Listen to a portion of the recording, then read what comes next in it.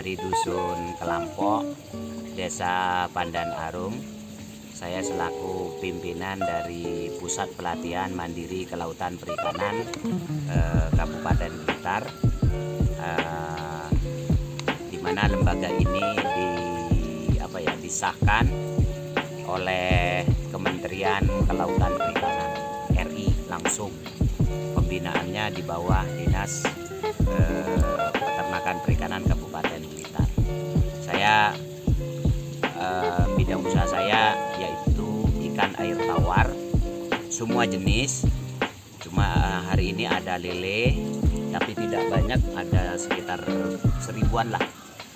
Sebenarnya 5000, tapi kemarin kena kena dimakan ini tengkek buto, burung. Kemudian ada gurami sebagai komoditas utama, kemudian ada nila, kemudian ada ikan koi. Itu yang ada di sini untuk perikanannya. Mungkin itu. Budidaya ikan wonten nami perusahaan apa ya? Namanya P2 MKP Pandan Arum Gurami. Kapan dibuatnya budidaya ikan ini? P2 MKP itu kan Pusat Pelatihan Mandiri Kelautan Perikanan, berdiri secara resmi itu tahun 2011 ya, mulai resmi ya. Kalau saya sebagai pembudidaya ikan sejak 2008, tetapi waktu itu masih mandiri. Terus baru 2011 ada survei dari Kementerian Kelautan Perikanan dari Jakarta sana, dari pusat, terus datang ke Blitar mencari 5 pionir budidaya ikan. Semuanya sebenarnya ikan air tawar. Dari 5 orang itu yang dikumpulkan oleh orang dinas, saya yang kepilih satu-satunya waktu itu untuk dijadikan Pusat Pelatihan Mandiri Kelautan Perikanan Kabupaten Blitar 2011 itu. Kalau surveinya 2010, tapi saya ditetapkannya 2011. Jenis ikan apa saja yang dibudidayakan di sini? Kalau pertama dulu ikan lele, berjalan 3 kali periode. 3 kali periode itu 3 kali masa panen. Ternyata lele itu kurang prospek karena keuntungannya terlalu kecil. Tetapi dia hanya butuh 3 bulan untuk masa panennya. Tetapi karena antara harga beli di tingkat bakul atau pembeli sama pasar di tingkat konsumen itu terlalu jauh, maka terlalu mengenakkan ke pedagang dan petani selalu menjadi kalahan. Akhirnya 2009 saya mulai ke ikan gurami. Lele itu cuman sekedar punya gitu aja, sekedar punya, sekitar 3000 kalau melihara. Yang lainnya itu semuanya gurami. Itu air apa aja atau jenis air yang digunakan? Ada tadi saya juga ada nila, yang kolam ini nila, sama itu juga nila. Kalau yang lain ini semuanya gurami. Kemudian yang ini koi. Oke, itu jenis-jenisnya. Kemudian untuk medianya yaitu media air tawar dengan sistem kolam pakai terpal. Jadi tidak permanen pakai tembok-tembok itu, dinding ya bahasanya orang. Sini semuanya pakai terpal. Kalau bukan terpal pakai ini plastik geomembran namanya. Ini anti UV, sehingga kalau kena matahari pun tidak lapuk. Bagusnya itu ya ini, bagusnya geomembran itu. Kalau terpal kan kalau kena matahari kan lama kelamaan lapuk gitu. Tapi kalau seperti itu. Kalau yang ini kan enggak. Cuman kalau musuh apa ya, semut, dia tetap bisa dilobangi. Untuk air, kita semuanya ikan air tawar, tetapi parameter air itu harus dipertimbangkan. Suhu air itu harus stabil di angka 25 sampai 30 derajat atau 27 derajat sampai ke 32 derajat. Tidak boleh space-nya itu 5 derajat pagi dan sore. Itu standarnya suhu. Kemudian untuk pH kita stabilkan di angka 6 sampai 7. Kemudian dari sisi apa namanya? Dari sisi kadar NH3 atau amoniak itu harus di bawah angka 2 agar nanti ikan itu bisa hidup dengan baik. Suhu, kemudian pH air, kemudian kadar apa namanya? Kadar amoniaknya. Sedangkan kadar oksigen itu harus memenuhi standarnya juga, harus dipertimbangkan. Makanya sistemnya mengalir begini ini. Kalau tidak, kalau malam saya pakai ini, pakai apa? Water aerator. Aerator itu udara yang dipompakan ke dalam air. Oke. Apa yang diperlukan untuk membuka budidaya ikan ini? Hal-hal yang perlu dipertimbangkan untuk budidaya ikan adalah satu, lahan. Lahan kita punya lahan, kemudian yang kedua ada sumber mata air.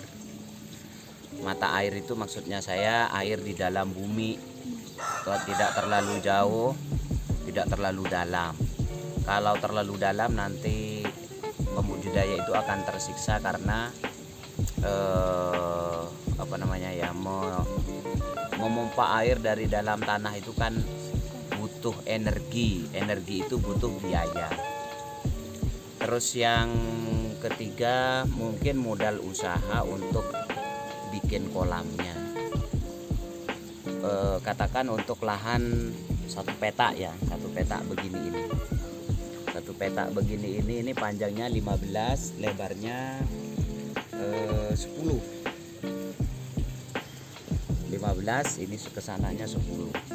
Itu mungkin kalau modal ya untuk bikinnya bisa sekitar 5 sampai 7 juta jadi. 5 sampai 7 juta jadi. Oke.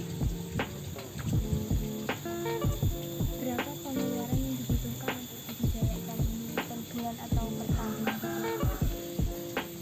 Saya sampel lagi.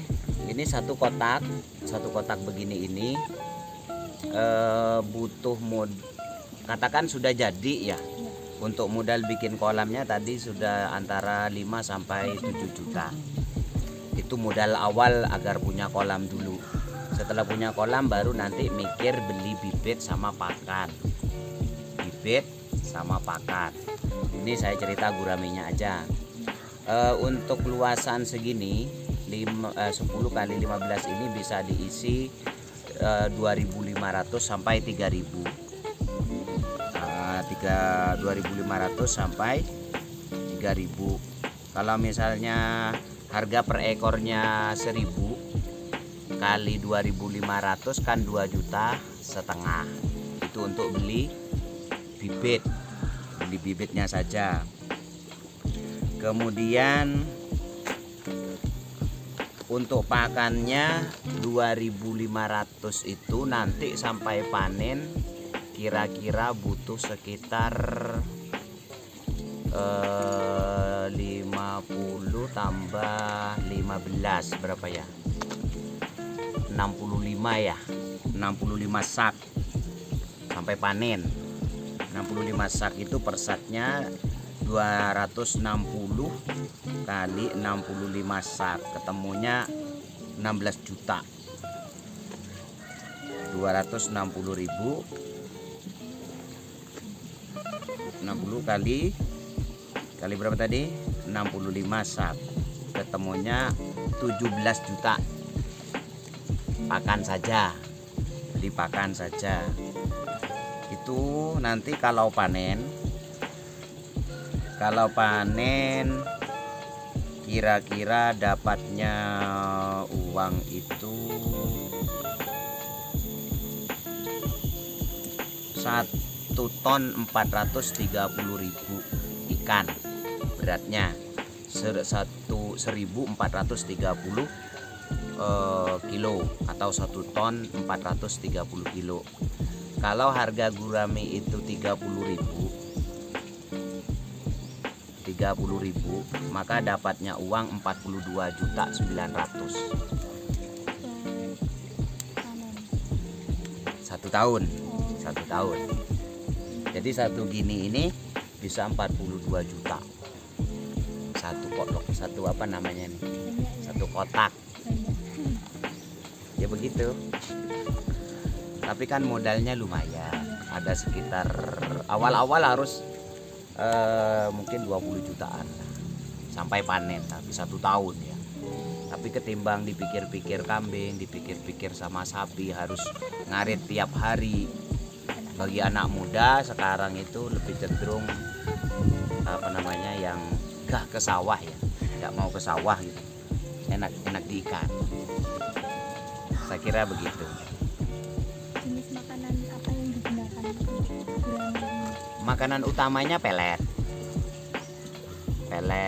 yang macam-macam lah. Pokoknya saran saya untuk gurame itu minimal proteinnya 25% protein sampai 28%. Urusan mereknya pakan terserah. Yang penting standar minimalnya 25% sampai 28% kadar protein di pakan itu. Terus di samping itu dia kan sifatnya herbivore, pemakan tumbuh-tumbuhan, godong-godongan, sente, gote, talas, kemudian daun jangan-jangan gitu semuanya. Kelasnya apa ya, yang sifatnya daun semua doyan, suket pun doyan, kayak seperti itu tuh doyan, cabut lempar. Nah makanya ini ada bekas kangkung ya. Ya semua itu jadi makanan. Oke. Jadi dia aslinya makanannya adalah godong-godongan, herbivore. Adapun pelet itu untuk mensuplai kebutuhan kebutuhan protein agar cepat besar. Oke. Perawatan apa saja yang digunakan untuk ikan-ikan ini? Kalau perawatan yang penting jaga kualitas air, Mbak. Airnya jangan sampai bau. Kalau nanti bau, ada probiotik yang harus dimasukkan, karena amonia yang disebabkan oleh kotoran itu harus diubah bentuknya menjadi nitrit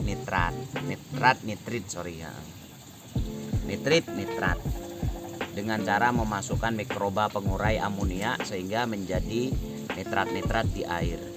Nitrat di air itu akan menjadi makanannya plankton. Plankton itu nanti camilannya ikan gitu. Oke. Itu berapa lama untuk siap panen gitu? Kalau waktu panen dari ukur 2 jari, bibit ukur 2 jari begini, 10 sampai 12 bulan sudah panen. Gitu. Jadi seperti ngingu sapi gurame. Kalau lele kan 3 bulan. Memang lebih cepat sirkulasinya, tapi sesuatu yang mudah dibuat itu pergerakan naik turun harga itu cepat sekali. Seperti ayam pedaging. Jadi turunnya cepat, naiknya lambat. karena mudah diproduksi, dan hal-hal yang mudah diproduksi itu gampang ditiru-tiru orang, dan produksinya biasanya gampang booming karena butuh waktu pendek. Orang bisa dalam waktu singkat memproduksi hal yang sama. Katakan sekarang ayam mahal, katanya ayam pedaging mahal. Orang dalam waktu singkat, dalam hitungan bulan, 1 bulan 40 hari itu sudah bisa memproduksi tontonan. Dan hal-hal yang mudah begitu, gampang ditiru begitu, itu akan sangat berpengaruh terhadap fluktuasi harga. Gurame nggak bisa digitukan, butuh waktu lama. Sehingga dia tidak mudah terganggu oleh oleh pergerakan pasar.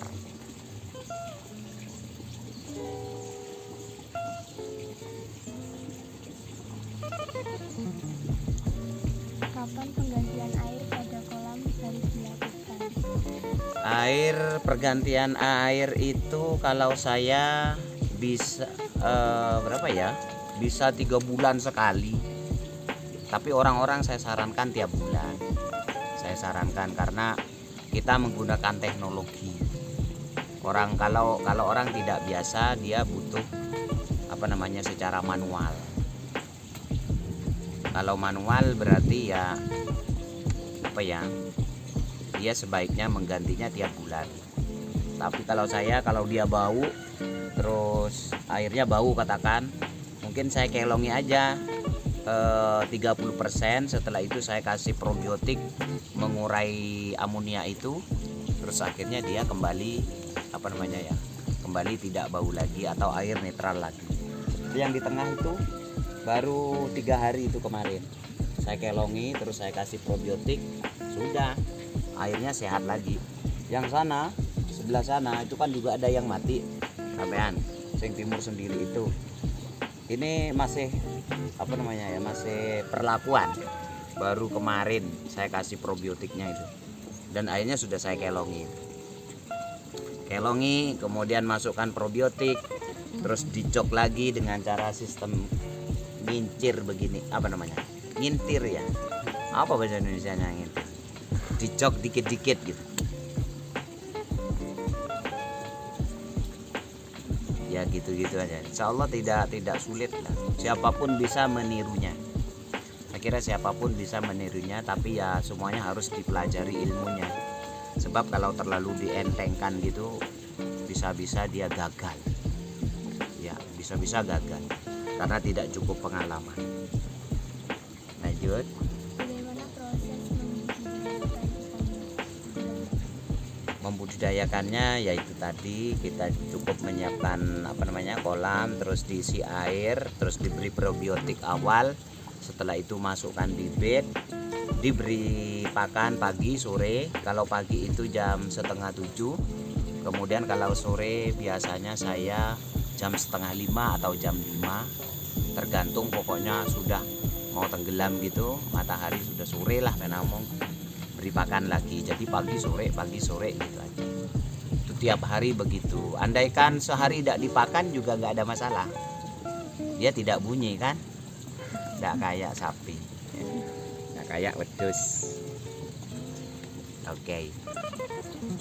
Apa efek yang didapatkan dari pandemi di bidang penjualan dan juga profit? Saya tahun 2020 kemarin panen banyak, hampir 3 ton saya. Tapi waktu itu memang pandemik, sehingga orang Jawa Timur tidak boleh ke Jawa Tengah, tidak boleh apalagi ke Jakarta, sehingga orang juga tidak boleh ke hotel, orang tidak boleh ke rumah makan. Sedangkan yang memakan ikan ini, konsumen utamanya adalah rumah makan besar-besar sama hotel-hotel berbintang. Nah, ketika mereka ditutup mesti berefek sama saya. Sehingga kemarin harga terjelek itu di musim pandemik itu harganya harganya 17.000. 17.000 itu saya masih kalah Rp1.000. Masih kalah Rp1.000 dalam artian untuk kembali modal aja saya masih kalah 1.000. artinya rugi kemarin. Tapi sekarang sudah kembali normal, harga 28 sekarang ini pada posisi bulan apa nih? Oktober. Oktober.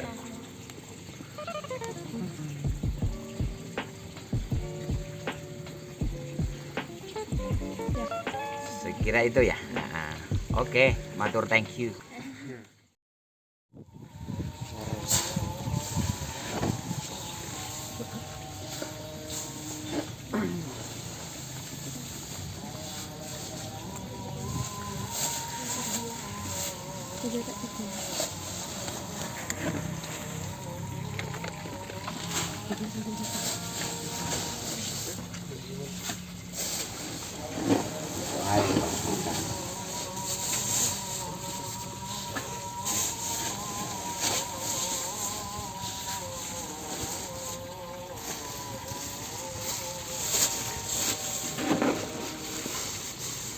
Banyak ya.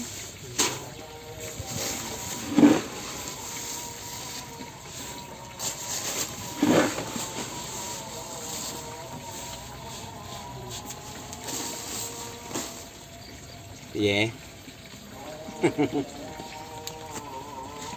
Ya, amin. Ini pemberian pakan itu harus foto semuanya. Gak boleh cuma di sini sehingga sana itu tidak makan gitu. Kita harus gini tekniknya itu.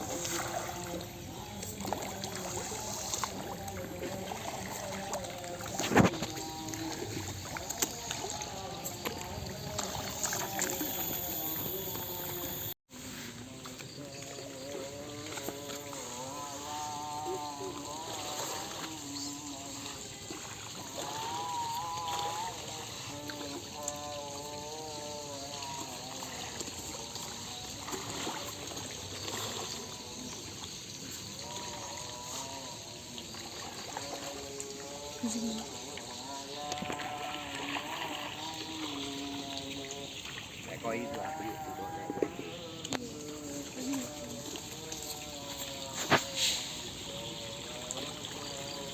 Iya mau. Iya apa itu?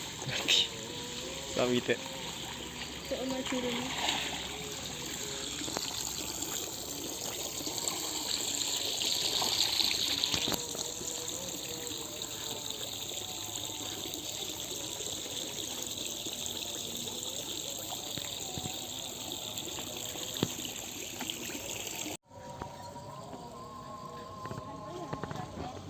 Nah, ini yang kecil sana.